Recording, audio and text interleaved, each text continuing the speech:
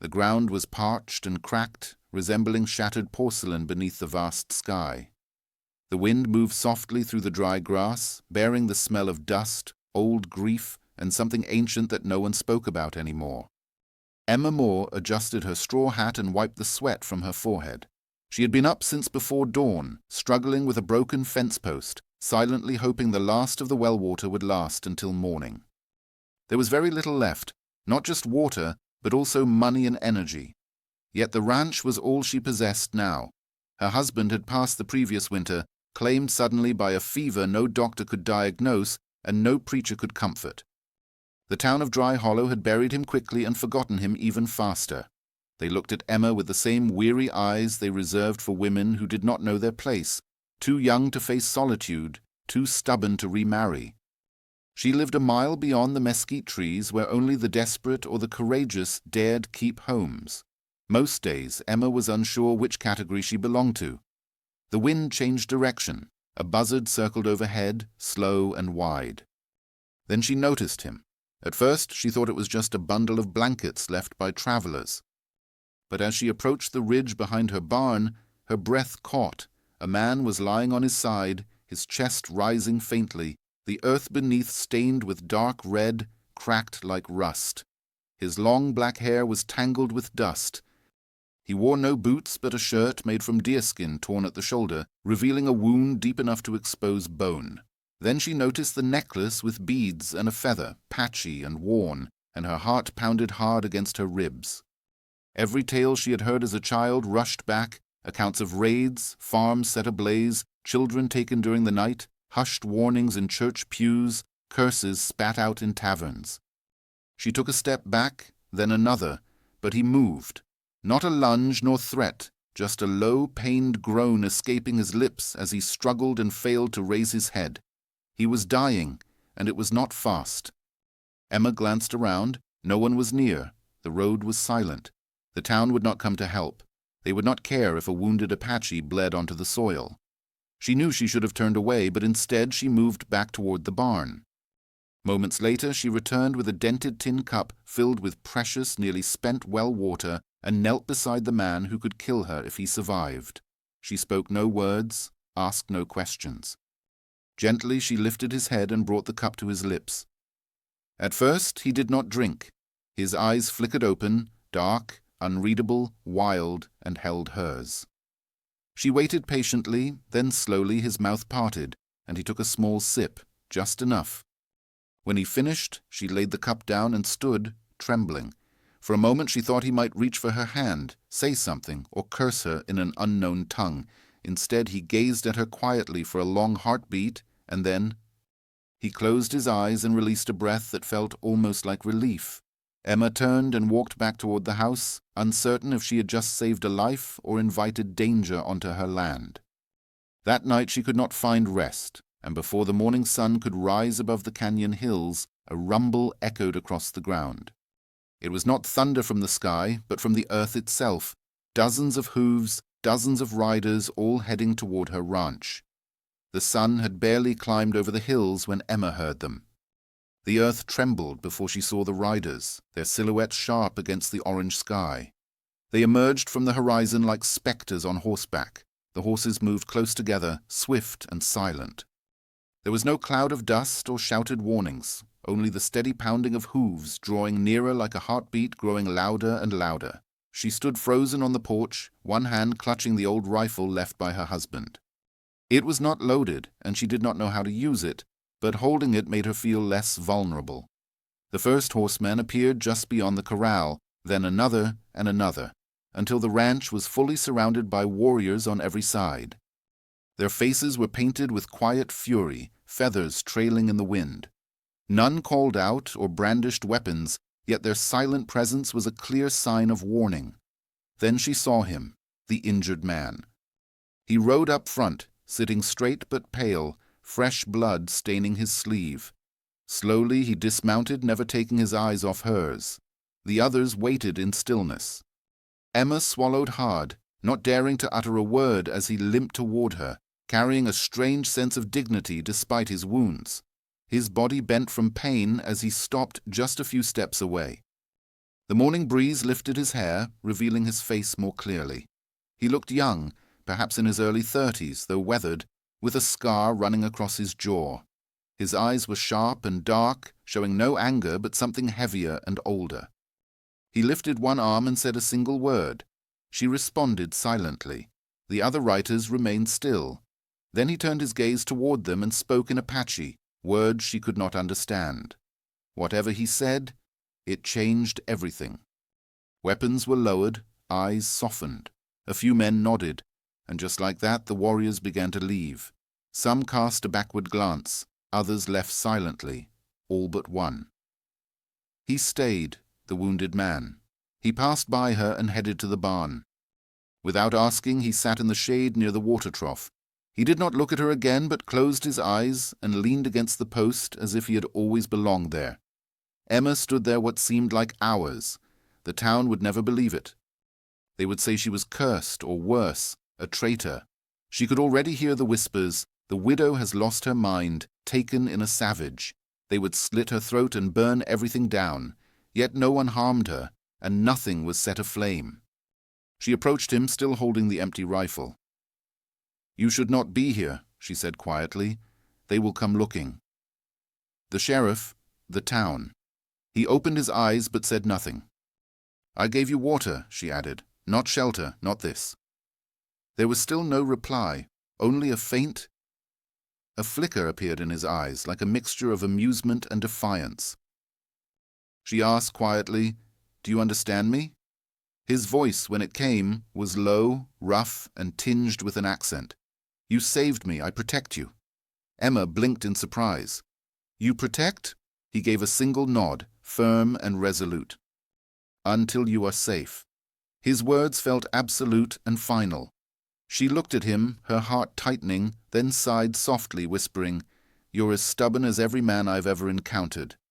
He almost smiled back. Almost. By midday, the ranch returned to silence. The warriors had left, leaving behind only hoofprints and dust.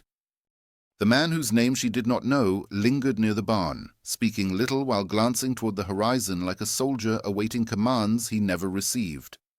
He never asked for food or anything else, but fixed the broken fence post she had failed to repair, chopped firewood, and fetched water from the well. His wound still oozed beneath the bandage she had applied the night before. Each time she tried to stop him, he repeated the same words, "You gave, I return." As evening approached, Emma found herself setting 2 plates on the porch table, one for herself and one for him.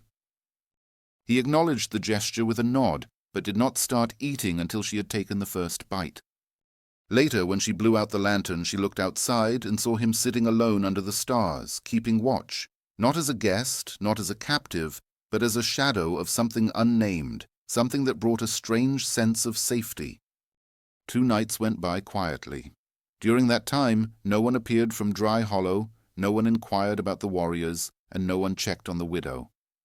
Emma had spent too long isolated, and the quiet often felt more threatening than any noise. Still, she sensed deep inside that something was changing. Each daybreak, the Apache man, who had yet to share his name, woke before the sun, cared for the fire, and tended the horses. His limp had lessened, although the bandage on his shoulder remained firmly in place. Emma had offered to replace it, but he refused with a shake of his head, insisting that the injury must stay. He touched the feathers around his neck, explaining they reminded him of pain and taught him resilience. Those were the longest words he had spoken so far, yet Emma had ceased pressing him for more. Something about his presence felt not merely comforting but necessary, as if the ranch itself exhaled more easily when he was nearby. He never ventured inside the house, never inquired about why Emma lived in solitude, and never crossed any boundaries. However, she started to notice subtle gestures, like a rabbit cleaned and left outside her door, a drawer in the barn quietly mended, and her boots polished, small acts no one had done since before James had passed away. On the 3rd morning, Emma went to town for flour and coffee. The moment she crossed into the general store, silence fell. 3 men loyal to the Eisen ranchers eyed her with suspicion and bitterness. "Back from your secret war camp," one spat. But Emma ignored the insult and collected her sack of flour. Another muttered harshly, They say you're hiding someone on your land, feeding him, sleeping with him." The accusation stung deeply, yet Emma kept her composure until the sheriff emerged from behind the counter. Sheriff Maddox was not a cruel man, yet bravery was not his strongest trait either. He cleaned his glasses carefully. Inside, Emma stated plainly, "Miss Moore, we have received reports." She repeated the word without emotion. Reports. Maddox's jaw tightened as he added, "Or just gossip. You understand? Tensions are running high, and people do not take kindly to sheltering foes." Emma replied firmly, "He is not a foe. He was hurt, and I gave him water." One of the ranchers chuckled. "That is what you call it now." Maddox raised his hand to silence the crowd. "That is enough, Emma. Be cautious. The people are uneasy." She left without the coffee. That evening she sat on the porch with her arms folded, staring into the twilight. Nearby on the ground sat the Apache warrior, sharpening a small blade against a stone. He did not look up, but she sensed his focus shift. Emma said, "They believe I am a traitor." He paused his sharpening and said, "They believe I am sleeping with you." She met his gaze. "You are not going to say anything." He tilted his head thoughtfully and replied, "Words are like smoke." She nearly laughed. "Easy for you to say, you are not the one they will chase out of town." He hesitated, then confessed, "You gave water to a dying man." "There is no shame in that. There is honor." He nodded once. "Among my people, a woman who gives water grants life, not only to the body but to the spirit. You have given what cannot be returned." A long silence stretched between them until she whispered softly, "You speak as if you have lost more than just blood." His eyes darkened, and he turned back to the blade. She did not ask more. Later, after the lantern was extinguished, Emma woke abruptly in the night. The sound of wood breaking and voices calling out was suddenly cut by a sharp scream. Emma sprang from her bed and dashed to the window. 5 men appeared carrying lanterns and guns. They had arrived while the town was still asleep, and they had come for her. One of them kicked the barn door open, and another shouted, "You in there, red lover, come out." She clutched an old rifle, though it was worthless now. She held onto it regardless. Suddenly the front door smashed open, and a shadow moved quicker than any man, a blur of bone and blade. A scream echoed, then another. One man fell, soon followed by another. In less than a minute, the yard was silent once more. Emma stood frozen in the doorway, her breath catching in her throat. An Apache man was near the fence, breathing heavily, a knife glinting dark and wet in his hand. 4 men were moaning on the ground while the 5th had fled into the darkness. He turned to her and said simply, "I stay until all danger sleeps." Her heart pounded hard, her eyes wide with shock. She nodded once because, for the first time since James died, she no longer wished to face the night alone. By dawn, the broken men had vanished. Emma never asked where the Apache had taken them or how it was possible none had died despite the blood. But she had noticed how he moved, like a silent storm of wind, and she guessed that death had lingered close enough to touch, but then held back, perhaps out of mercy or as a message. By midday, news had spread quickly, and the town was alive with murmurs. Sheriff Maddox came riding in with 2 deputies and stopped just short of her fence. Emma met him calmly on the porch, though inside she felt far from composed. Her hands trembled beneath her shawl as Maddox said, "We heard about an attack." Removing his hat, she replied calmly, "I'm alive." He glanced toward the barn and asked, "Is it true? Are they after him?" She did not respond. Maddox said, "Emma, I cannot keep you safe if you refuse to let me." She snapped back, "I never asked you for protection." A pause fell, and the wind stirred the dirt at their feet. One deputy spat, "She's hiding a savage." "That is the reason for this. The men were trying to drive him away to safeguard the town." Emma stepped forward and said, "They broke into my house in the dead of night." "You call that safeguarding?" Maddox raised a hand to ease the tension, but it was too late. The deputy's stare grew colder. "You are putting us all in danger," he muttered. "The Apache turn against you quickly, then." Suddenly a shadow emerged from behind the barn. There he was, the warrior. Unarmed, posing no threat, just his quiet presence. Yet it sent the deputies reaching for their holsters. Maddox shouted, "Stand down!" The air grew tense, time seemed to pause. Then slowly the Apache man lifted both hands and retreated back into the shadows. Maddox looked at Emma and said, "You must decide, Emma. The town or him. You cannot have both." She did not hesitate. "I never asked for either." The sheriff left, burdened with sorrow, while the deputy rode away burning with anger.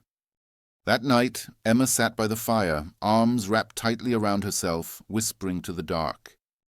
"You should not have come out," she told him. "You are only giving them more reasons."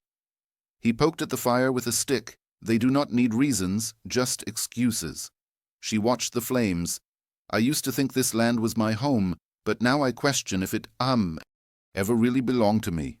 He looked at her, his face softened by the firelight. "Home is not a place, it is a choice. What if I chose wrong?" she whispered. He remained silent for a long moment, then said, "Then we fight for it." The next day, the church doors slammed shut as she entered. Mothers pulled their children close, a preacher turned away. Outside the saloon, men fell quiet when she walked past. One whispered, "Which one?" Another threw a stone that struck her shoulder hard enough to bruise. She did not cry or stop. That night she came home to find a small, handmade item on her porch, a woven charm made of straw and feathers, a fragile protection. She looked into the darkness and sensed he was close, watching not out of obligation, but because something between them had changed. An invisible but unbreakable thread had been tied the day by the well, and with every threat from the town, it only tightened.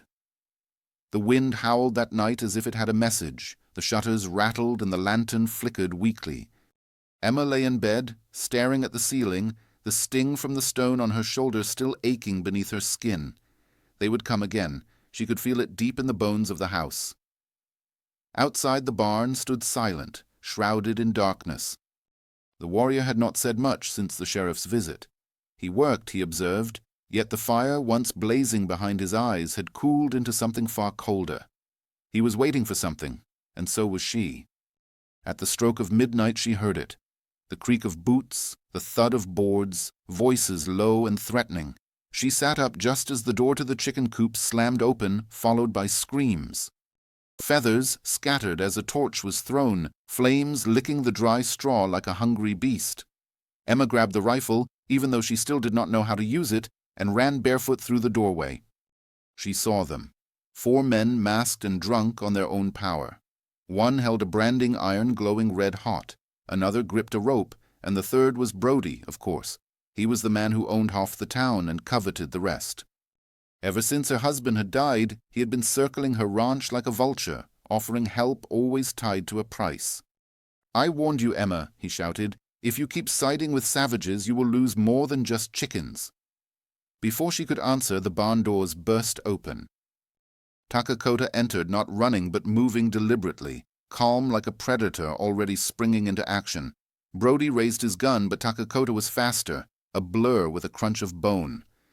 The man with the branding iron screamed as his weapon was wrenched from his hand and thrown into the dirt. One masked man fled, another tried to fight but fell quickly. The last man, Brody, stood his ground, fury blazing in his eyes, daring Takakota as if to say, "You think you can scare me?" He did not respond but moved forward, blood dripping from his knuckles, and uttered a single word: "Enough." Brody sneered and said, "You are lucky she is here. Otherwise I would gut you right now." At that moment Emma stepped beside Takakota, her hands trembling yet holding the rifle steady. She challenged Brody, saying, "Try it and see what happens." Brody's arrogant grin wavered. "You would not dare shoot me," he said. Emma did not flinch and replied, "I do not need to because he already showed mercy once." Takakota stayed quiet, but his silence spoke volumes. Brody spat into the dirt and turned away, declaring this is not over.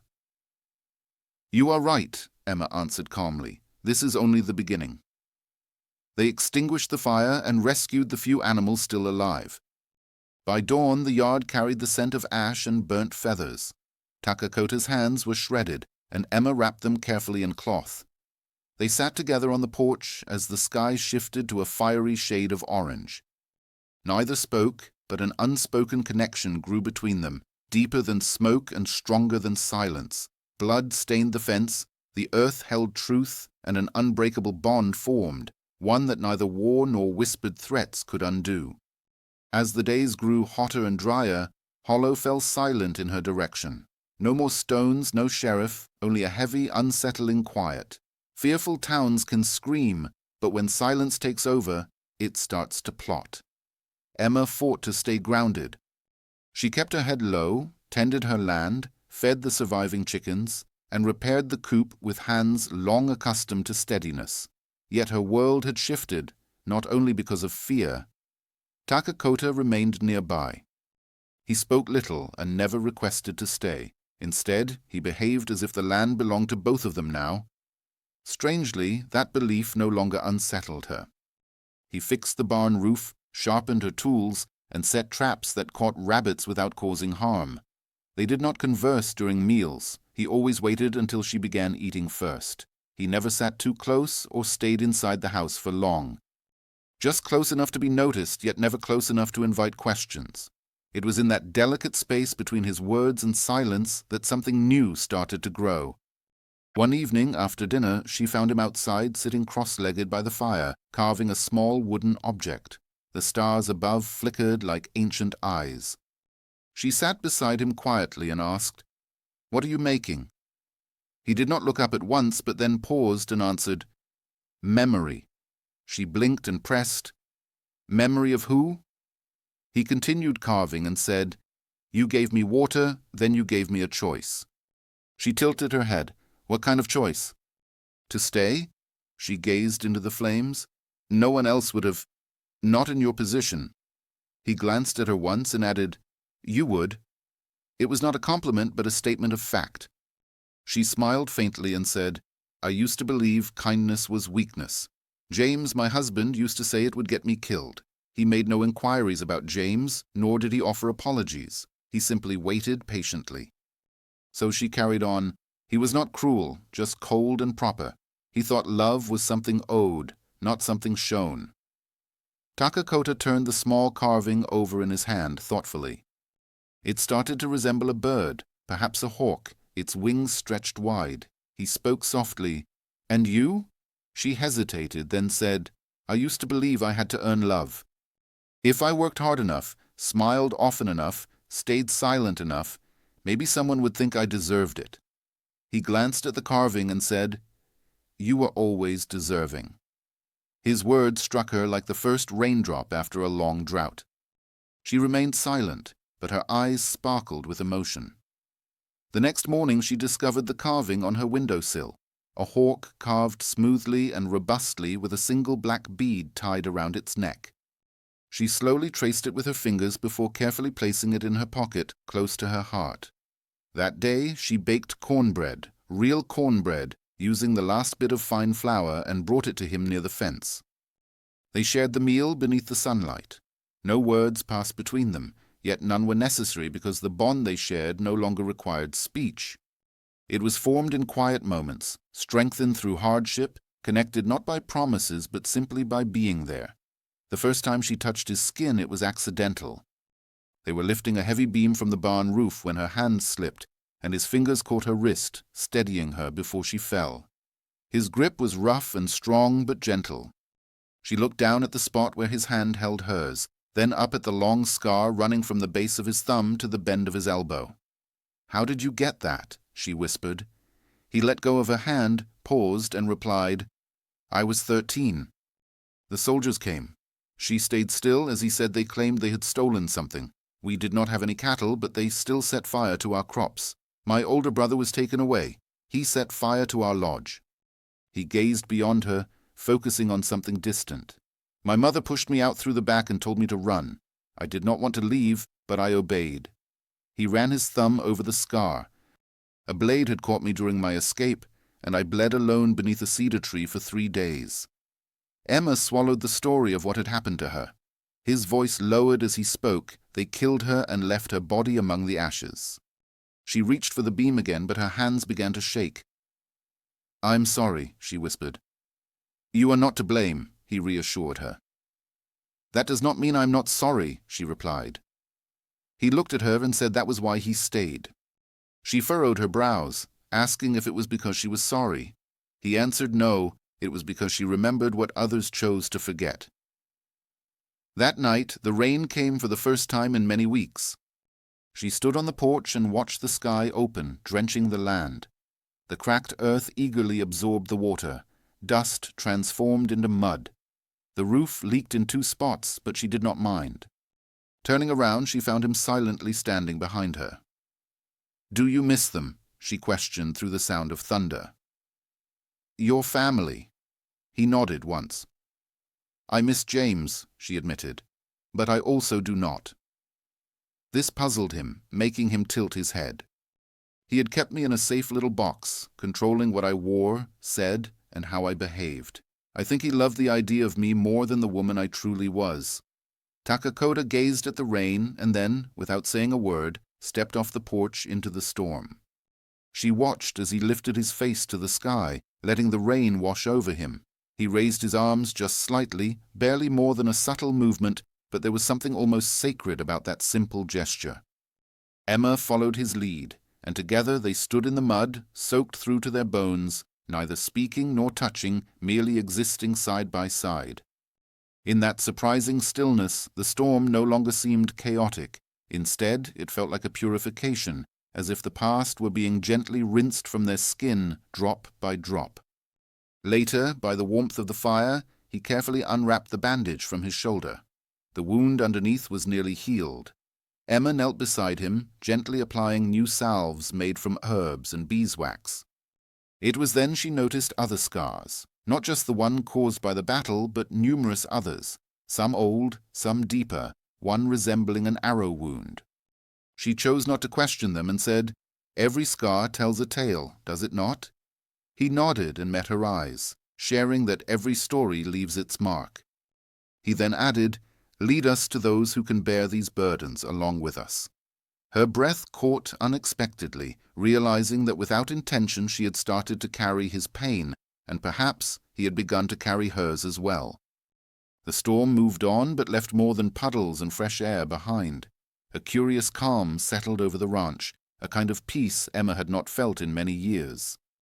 The earth smelled renewed, the wind softened, and even the remaining chickens clucked as if relieved. Yet tranquility rarely lasted long in Dry Hollow. One afternoon, as Emma was cleaning, in the attic, Emma discovered an old chest that once belonged to James. Inside, she found a letter folded inside a cracked envelope, covered with dust and a faint scent of thyme. Sitting down on the wooden floor, as sunlight filtered through the rafters, she began to read.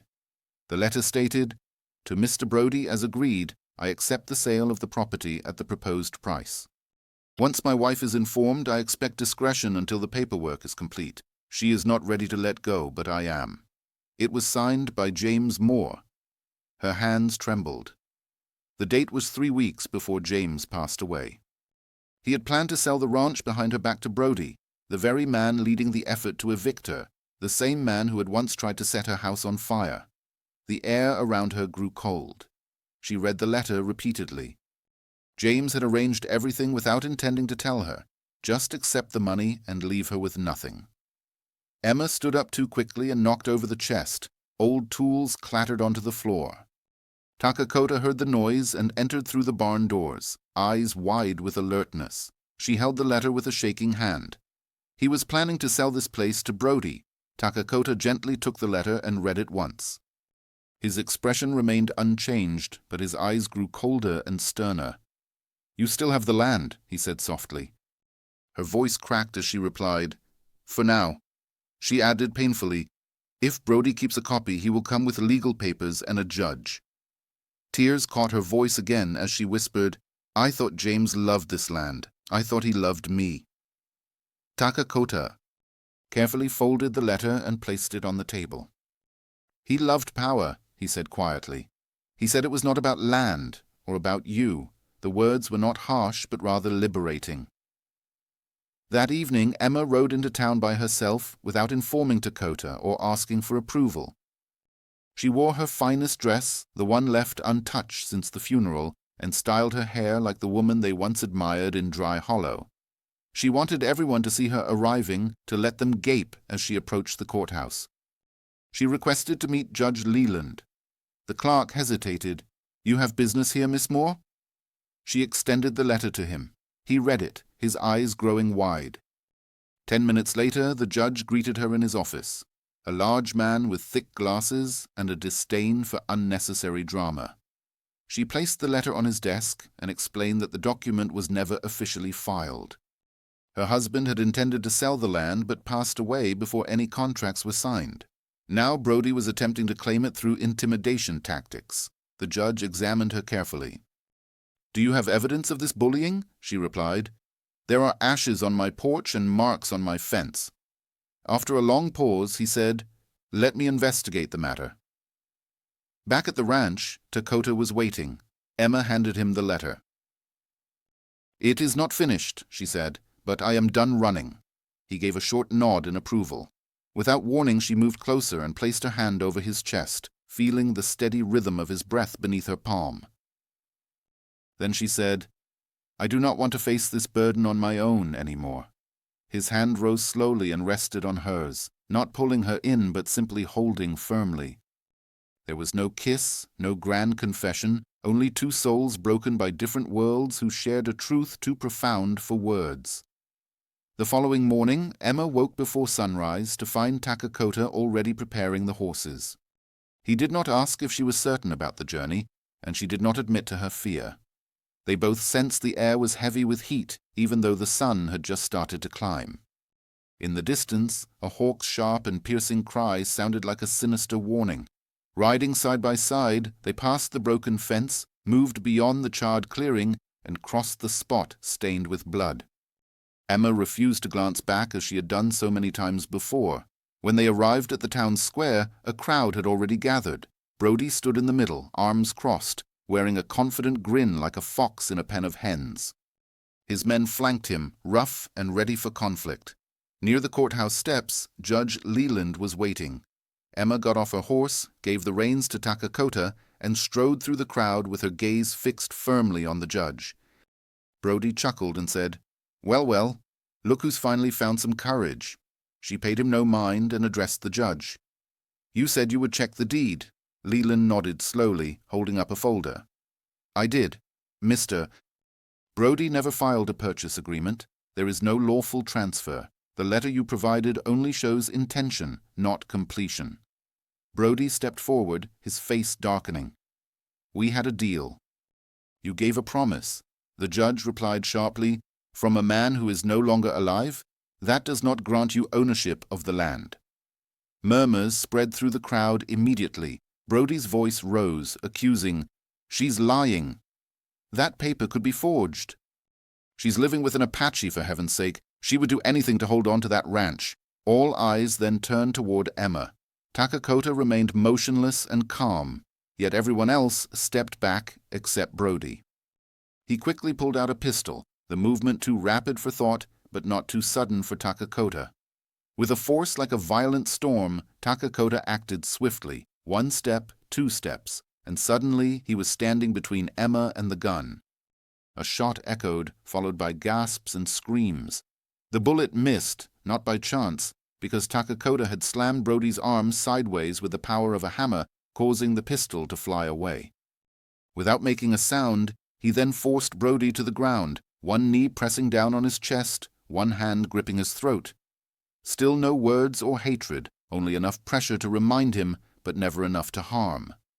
Leland shouted, "Let him go." Takakota glanced at Emma. She gave a nod. He stood up. Brody was left gasping for air, humiliated in front of the entire town, yet no one came forward to help him, not this time. Later, the judge handed Emma a signed document. "Your deed," he said. "It's officially yours now, permanently." Emma accepted it with both hands and whispered, "Thank you." The judge glanced at Takakota and advised, "You might want to consider moving farther away for safety." Emma agreed quietly. "We will think about many things." That night back at the ranch, they avoided speaking about the town, the gun, or the stares that finally held a hint of respect or at least caution. Instead, Emma brought out 2 cups of coffee. They sat beneath the stars with their shoulders nearly touching. She confided, "I thought I would lose everything." Takakota met her gaze silently. She said, "You discovered something instead." Turning toward him, he hesitated for a moment, then gathered more bravery than she had ever witnessed in his eyes, and spoke as weeks slipped by. The sky transformed from the intense heat of summer to the warm glow of autumn. The air cooled and the cicadas quieted. The once dry earth started to soften under gentler breezes, yet he remained. Not merely as a visitor nor a shadow, but something in the middle. Takakota never asked for anything. He chose to sleep in the barn, even though she offered her spare room. He ate only what she generously shared. He spoke sparingly, but his presence became a constant part of the I Ranch, like the hills or the windmill. One evening, as Emma brought in the laundry, she spotted him near the well. He was gazing at it intently, not drinking but simply looking. Approaching with her skirts brushing the dry grass, she asked what it was. He did not look up and said this was where it had all begun. She nodded. "I was ready to die here," he admitted, "and you gave me life." Her voice softened. "I did not do much," she said quietly. Turning toward her, he replied, "You did everything." Silence fell between them before he reached into his pocket and revealed something wrapped in cloth. She unfolded it carefully to find a necklace made of bone and turquoise beads, threaded with a single raven feather and a stone carved into a wave. "It is beautiful," she whispered. "What does it symbolize?" He glanced at the well and explained that water meant more than mere survival to his people. It represented spirit, memory, and the connection between two lives. Tracing the beads and the stone with her fingers, she understood it meant she was not alone. Her breath caught as he said softly, "I made this for you, but only if you decide to wear it." Duty filled her as she lifted her gaze to meet his dark, unwavering eyes. "I choose," she replied firmly. From that moment forward, the changes began, gradual and intentional. The townspeople still whispered, but some started offering small gestures of goodwill. An elderly woman brought fresh eggs from her farm cart. A child placed flowers by the fence. There were no apologies or explanations, only simple acts of kindness slowly returning. One afternoon, Sheriff Maddox arrived on horseback. He took off his hat and said, "I'm not here on official business, just came to check on things." She invited him for coffee, which he declined politely before adding, "The council decided they will not push anything for now." She nodded with gratitude.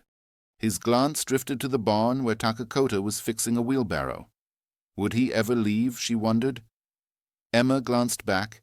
Takakota remained focused, his hands moving calmly with purpose. She smiled because he already belonged here. Maddox made a sound that could have meant many things, then tipped his hat and rode away. That evening, beneath a sky full of stars, and as the gentle wind whispered through dry grass, Emma sat by the fire alongside Takakota. She rested her head softly against his shoulder, and he did not pull away. Quietly she asked, "Do you ever long for the life you left behind?" After a moment he answered, "Yes, but this is something new." She nodded, and together they listened to the wind, the water shifting softly in the well below, and the peaceful silence that finally felt like home. At times, the tiniest gestures hold the greatest impact. A simple glass of water, a quiet place to rest, a word left unsaid yet deeply felt. This tale reminds us that kindness can involve danger, but also offers great rewards. True love does not always make a grand entrance. Often it appears quietly, endures through hardship, and expresses itself with deeds far louder than any speech. If this story touched your heart, share your thoughts below. Have you ever taken a risk to stand for what was right? Remember to like, share, and subscribe for more inspiring stories about courage, integrity, and redemption.